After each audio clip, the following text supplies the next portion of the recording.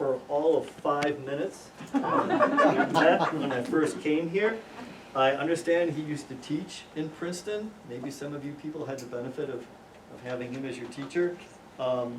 He brought a big audience with him, so this better be good. So anyway, I'm going to turn it over to Paul Doro, and he's going to tell us about Princeton education.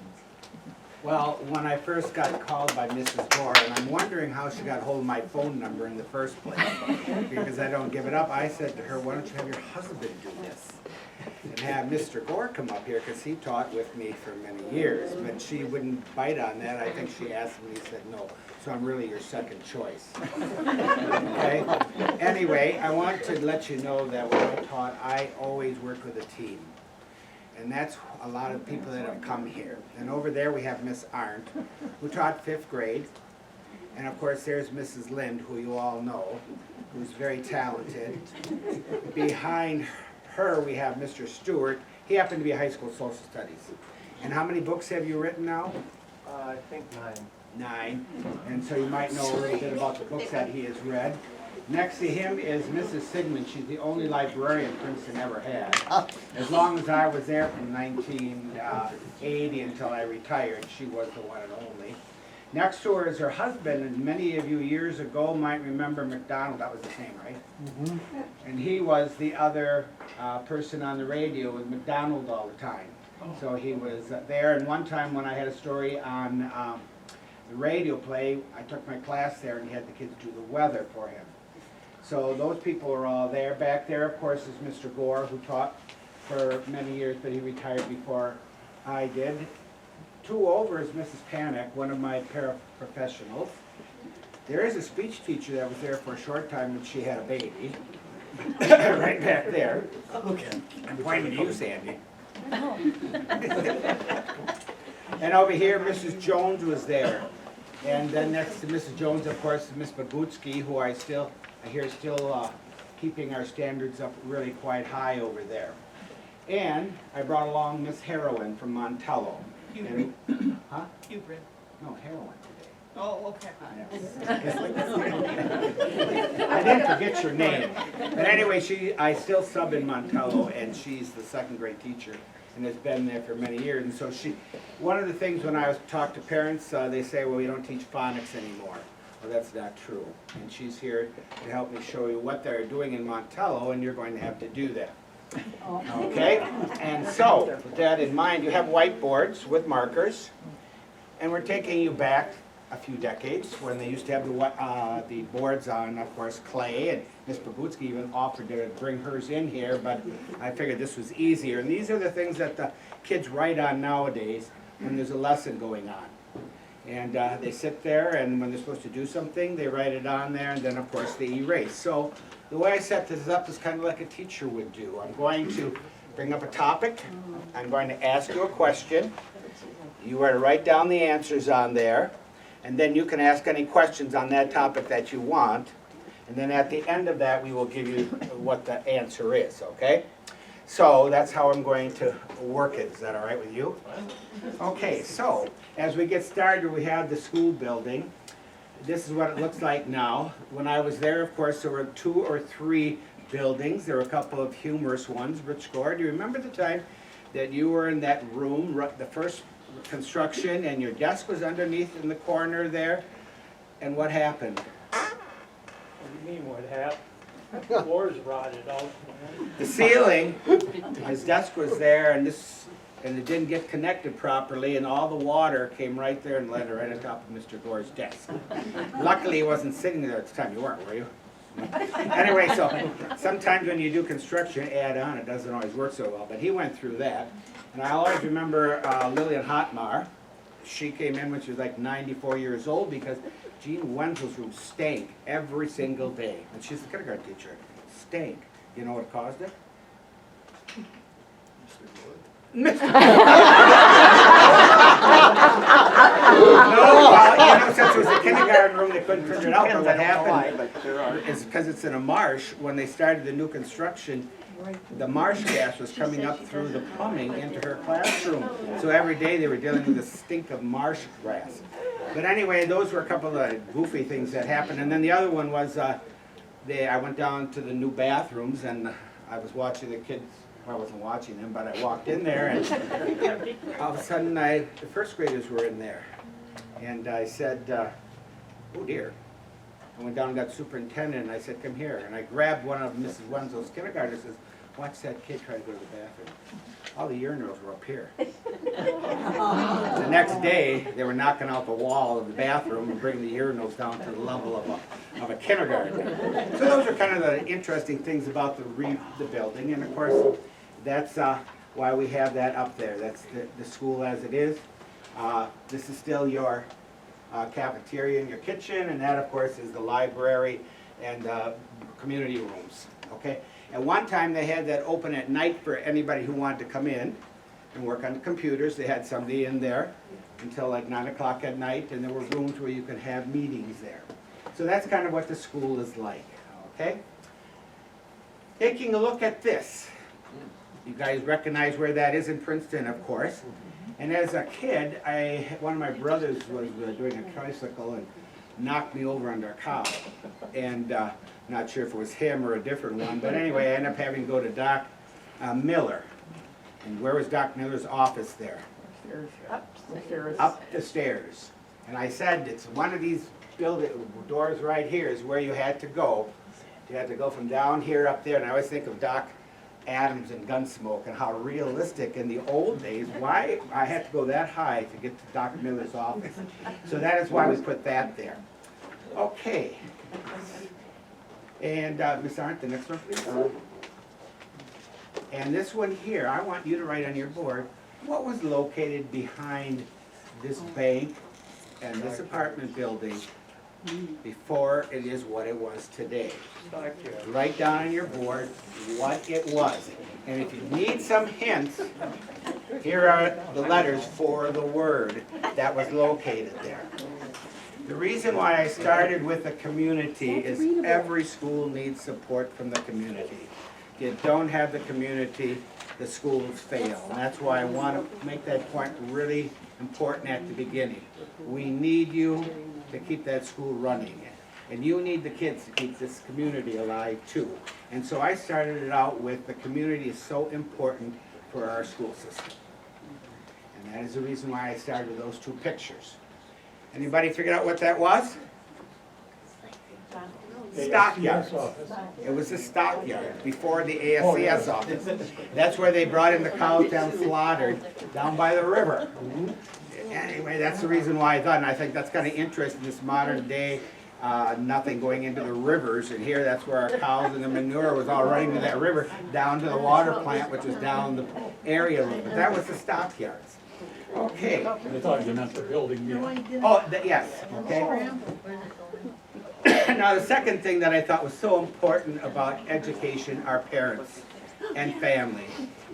And by the way, if you get it right, these three ladies are supposed to be going around giving you smiley faces. When you get 5 of them, Mrs. Harder in first grade in Montello, she comes around with Skittles. But figuring you guys don't want Skittles, I have lifesavers. And Mrs. Lynn, if they have 5, maybe I'll make it easier on the ladies that are going around and giving you smiley faces if you get it right. If you get 5, raise your hand, and you'll get your those things. Family. You know what was sad about this? I went around and asked other parents if I could have pictures of their kids, and someone said no. And the reason they said no is because they were afraid. Some worked in the prison, and the prisoners tell them, I know where you live. I can get you anytime I want. And so they refused to put their kids up on here because of that reason. And I think that was very sad to hear that. But, so I did get some help from Mr. and Mrs. Kiefer. And this is, of course, they're in their 30s now. Alicia's 39. 39, that's her mother right there. Kenny's a firefighter over in, of course, Marcus-Ann. Oshkosh. Oh, Oshkosh. He lives in Volunteer Marcus-Ann. in Marcus-Ann. He Okay. gets paid in Oshkosh. And this is her. By the way, if you're having trouble understanding her, It's her mother's fault. They, of course, were in the military. They're military families, and they were in Georgia most of their life. So she doesn't know the difference between a short I and a short E. And that's, of course, the Georgia part of the whole thing, as she always would tell me. Win instead of win. No. Okay, and over here I have a family of young children still in high school. I don't know, maybe the girl, did she graduate? No, she was a senior this year. Okay, so and there, that's a family. Remember, any teacher that has success, it's because of parents. Keep that in mind. The parents and the community, and you got a school that will work. Okay, so, next one. When I did this, the school is not teaching kids. It's the whole community. And I was going to make Mrs. Gore count of all the number of people we talk about that are in our community and make that school work. We happen, and your question for this one is, what was the nickname for Mr. Bernard, who owned the buses? What was his nickname? And you be quiet, that's his daughter. Okay, what was his nickname? And it's number 5 on there. Oh, we already got one that's got it down. And again, My name is Bernard too, so. I know that. Not your neighbor, I better know that. But anyway, the buses were first owned by Bernards. I'm just guessing. This is in my lifetime. Then it was followed by the Hefts. And they kept the buses over there by, on D there where that church was over there, in that area, where the Naparellas lived. Harold Heft and his wife. From there, it was, of course, owned by the school. And after the school, now it's owned by Lamers. So you know the history of the buses in Princeton. Lamers comes out of Ripon around here. But of course, the school had them, but the expense was too hard to keep them going. So, anybody got the name besides Miss Bernard, who is now Mrs. Hebby? Nickname? Got it? Yep. Well, of course you do. What is it, Mr. Bernard? Laddie. Laddie. His nickname was Laddie. His real name was Adam, but his nickname was Laddie. Okay? So that is why we have that picture. You can't run a school without buses. And I don't mind if you talk to your neighbors about this. So if you don't get it, ask her. Okay. Then we come up to can't have it without bus drivers. Mrs. Gore did say a few things about myself. So when I was in college, I worked at the cookie factory and I was a takeoff person. And one of these bus drivers was the person who then took the packages, which I threw in a box and then was the weigher. Which one of those do you think was a weigher who worked at the cookie factory? And I did that for 3 or 4 years. And these are the bus drivers that we can remember. I'm sure there were many more, but again, it's what people would tell me. We have Arnie, Troy, Beb Doty, who was around forever, Michelle, I don't know what is her last name Oh, now. it's not Sisinski. She was Rash, Sisinski, Otto. Otto, okay. Eldon Radke. Oh, okay. Sadly, his last time he drove was, if you know where Virtus Hill is, down there. It was in the middle of winter, and he had to go down it, and he ended up in the ditch, and that was it for him. And if any of you have never gone down that hill, go down in winter, you know why. He said, I'm not doing this anymore. George and Audrey Ostrander, sweet lady. Mrs. Ostrander was there forever. And at one time, George, of course, was the television repairman here. Sharon Judas, Orlo Judas, James Hebby, Corky, that was my dad, Gib Hebby. This Mrs. Soda is Anthony Soda's brother's wife. I don't know what her name is. Irene. Pardon me? Irene. Irene. I always remember her because she hated, every morning before she got on the bus, she'd have to open up the hood in the middle of winter and check the oil in the water. And she was a shorter woman. It was like just miserable for the person there. Then we have John Ranowski, who was there forever. And of course, Jamie Williams. If anybody knows of any other that I missed, please shout out their names. But those are the bus drivers, and I'd hate that job. Mr. Boots. Oh, yes, Mr. Bob Bob Schrader. Oh, Bob Schrader, yeah, right, I forgot about. Like I said, yeah, I don't remember everybody that was there. And I did hit up other people to give me ideas. Bus drivers, so There was important. one guy that only had one hand that you bus for. Full-time road Naparilla. Conrad Naparella. Conrad Naparella, okay. Sure. That was really back in history. That was when buses first came out, I think. Elmer drove my bus. Elmer drove my bus.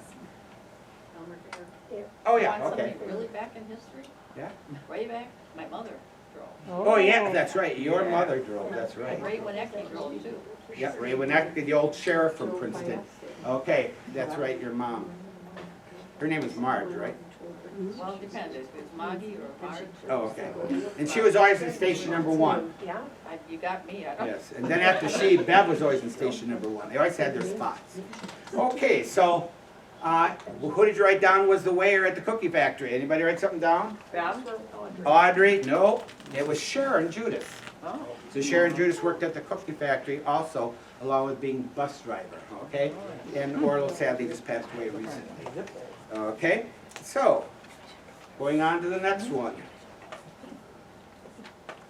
And I really was hoping Connie would hear about it and would come. And I don't know where she lives and I don't know her telephone number, so I didn't get a hold of her. But these are the 3 cooks. Okay, look how many kids they fed over the decades. And we all start with Edna Schultz. How many of you remember her? Okay, Schultze, they called her Schultze. She was known for her baking of buns. Really known, and a lot of mashed potatoes and stuff like that. So when she retired, in came Marge Wrench. And I give her the blame for this. Because she knew I was single. And she would get very angry if I wouldn't eat, because she wanted me to eat. But she was able to do desserts. Now, of course, it is so different at schools, and that's where I was hoping Connie would know. They've got so many regulations now that they didn't have for the first 2 ladies. Got to have this of this. You got to have this and this. You got to have this amount of stuff on your plate, whether you eat it or not. And it's really sad, and it's all set up by the state. And that's why we have, of course, the salad bar on there, but they have to have a salad bar. Or I'd give them a salad in Montello, they just give them a salad. But I was going to have her just talk a little bit about all the different regulations that she has to do that they don't have to do. Oh, and my question here, who is Connie's sidekick? Who is Connie's sidekick? Robin. They told you it's Robin Bostad. So Robin Bostad is her sidekick. Okay? Number 8. Oh, you're getting off. Here we have our janitors, custodians, whatever you want to call them. Nowadays we have, I have no idea. These are the ones that were there when I was there. You have Bev Doty, John Ranowski, Dawn Weir, Mart Six, Harvey Nickel, Del Lyman, Troy Holland. We got Harvey twice. Gary, I don't know his last name, you do. You should be up here. You got these facts down better than I do. And of course, Vic Soda. They're very important, you know, and we just had a track meet in Princeton. We weren't scheduled for it. 42 schools came here because they couldn't find the people to work at it in these other communities because they were all asked to take it and they wouldn't, so Princeton got it.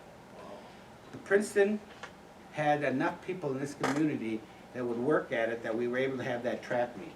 And some of them are sitting in here, right here, who need the appreciation, but the janitors that night, I mean, that's extra work when you have 42 schools and every grandpa from Chicago or up here even. I mean, to come and see their grandchildren run. There was a lot of people there. And these guys, there was never once complained that they had to empty more garbage cans, get more toilet paper, clean up this mess.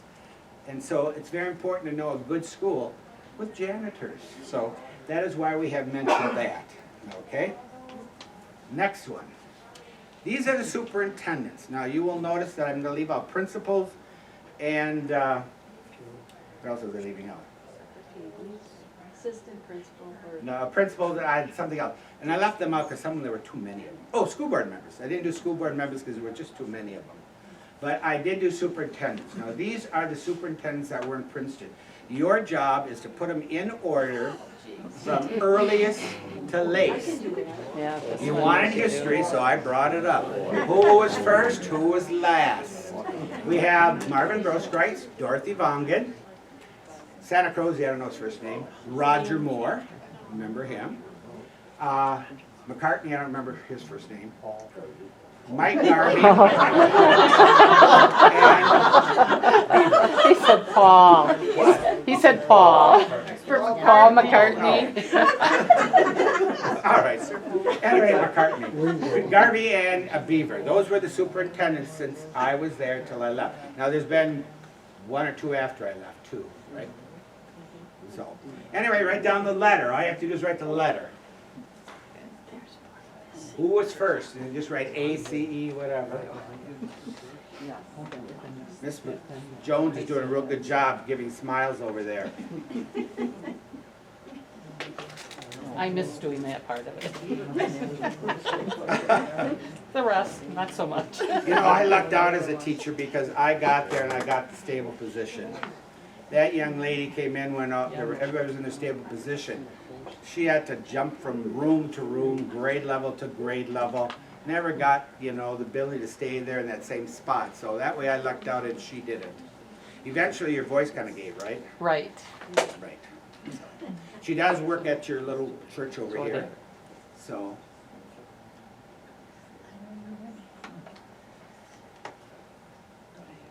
You weren't here, so it's hard for you all that. I just went backwards. I heard you did something. Miss Art put it up there, so blame her. As I said, any problems here, it's Mrs. Gore's fault. She's the one that asked me to come, so she takes the blame.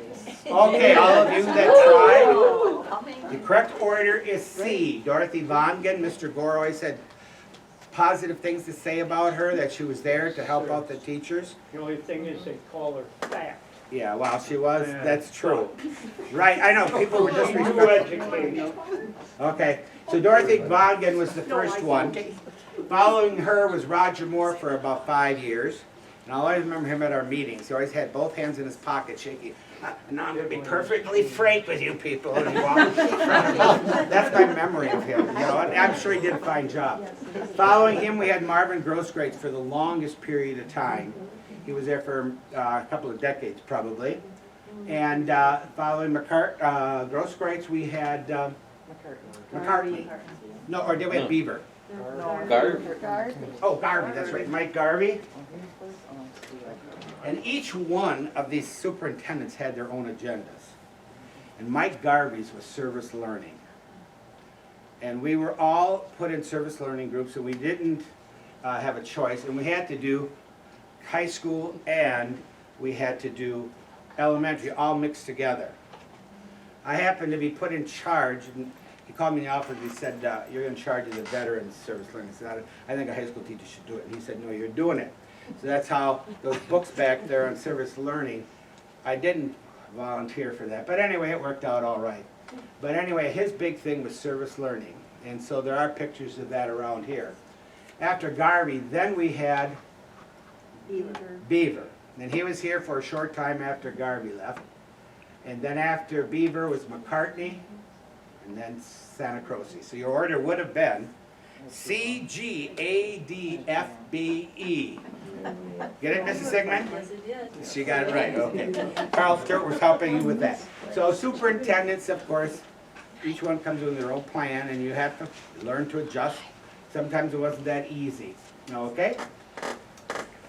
And here's back to Mike Garvey. My group got assigned service learning. We, of course, went up to King. We did raking of leaves.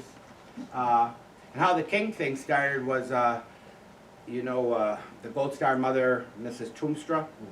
Well, anyway, her and Mrs. Wargula, Annette Wargula's mom, come to the door with poppies and knocked and said, oh, we have poppies, but we can't really give them to you because the senior citizens didn't make enough of them.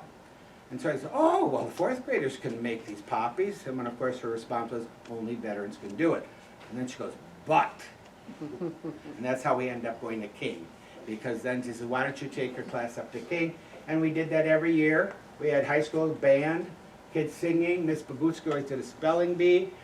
They did crafts with Mrs. Lind. I always remember Derek Grimscheid. He was so proud. He made the submarine or the ship that the guy was on. So she was up to doing art projects. So it really was a lot of work. Miss Arndt and I had won a grant. The minimum amount of kids we could have was 75 in our group. That's why there were quite a few kids there, because we had to have a minimum amount of kids to get the money. Okay, there we go. Here you go. I was hoping Mark would come, Mary. This, of course, is shorthand. Of course, Dora Giese was the administrative secretary for how many decades, Rich? 4 or 5 decades, probably. She was in her 80s when she retired. Oh, yeah. Yeah. So, here's something she would write. It's number 11. What is that written? And I thought maybe Mark, did he have to teach shorthand? So Mr. Lind chickened out, but he minded, and I scrambled the words for you. Yes? Pardon me?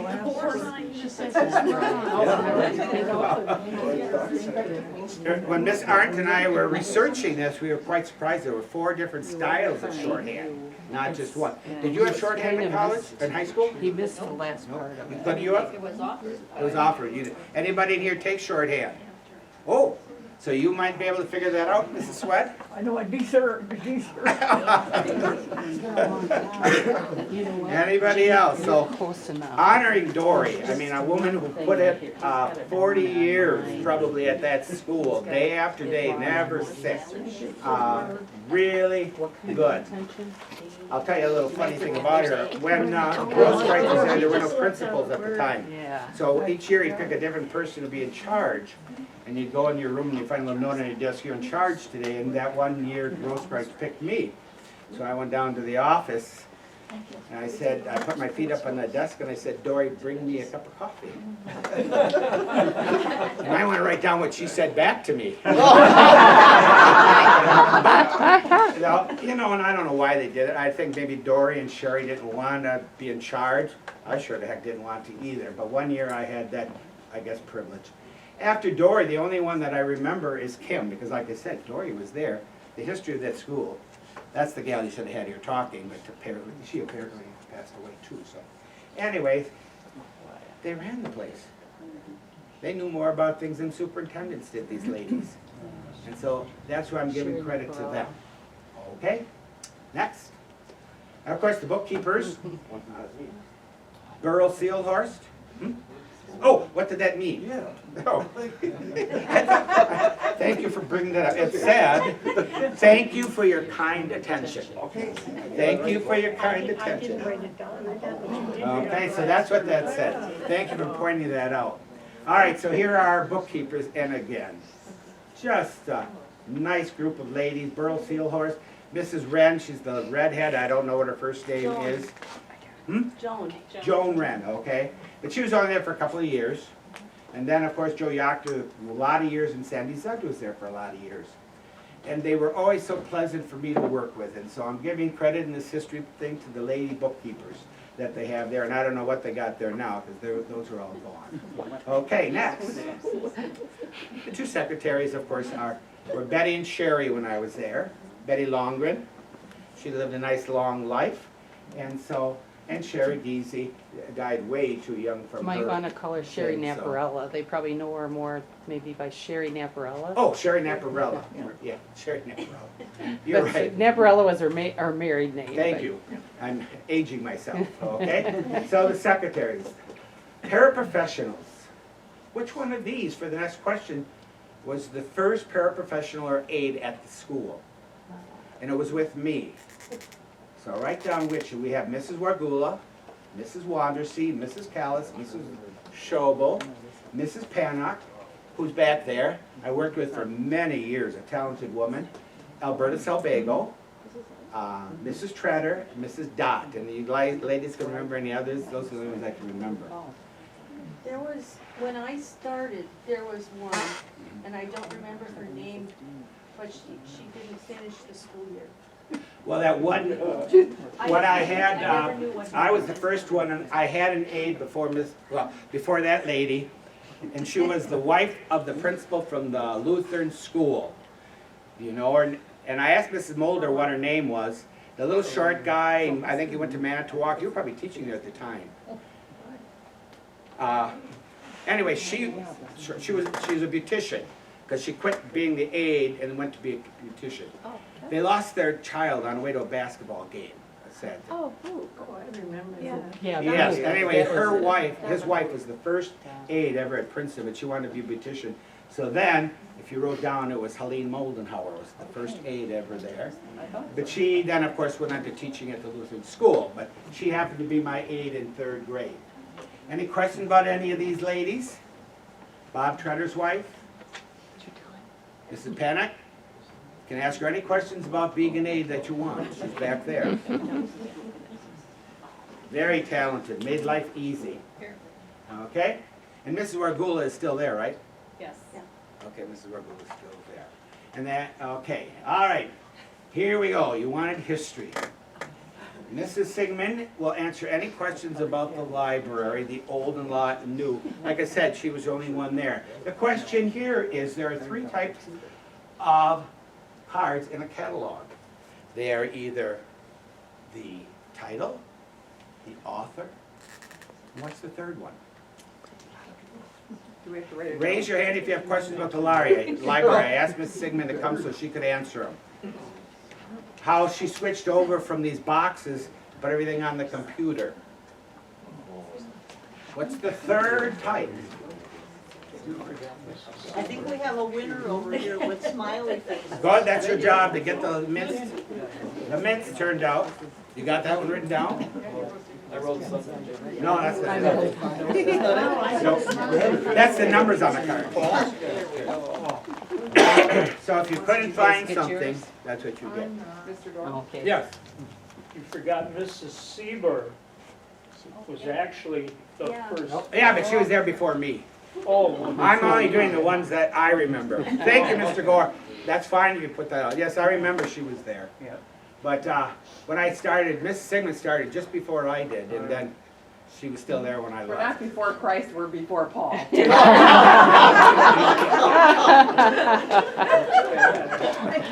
Okay, and the answer, of course, does anybody have any questions how she switched over from this to the new system, and she had to do it all? Anybody want to ask her any questions? Okay? Yes, will you come down to the Historical Society and our file to collection space? And the topic, the 3rd one was subject. You wanted to look up something on subject. Those are the 3 type of catalogs with subject, okay? Next one. I, of course, have a weirder sense of humor than Ms. Parn. She didn't want me to say this, but if you notice, I'm now getting into the education. I was going to say, Mrs. Lind, have you ever arm wrestled with your husband? Have you? Why?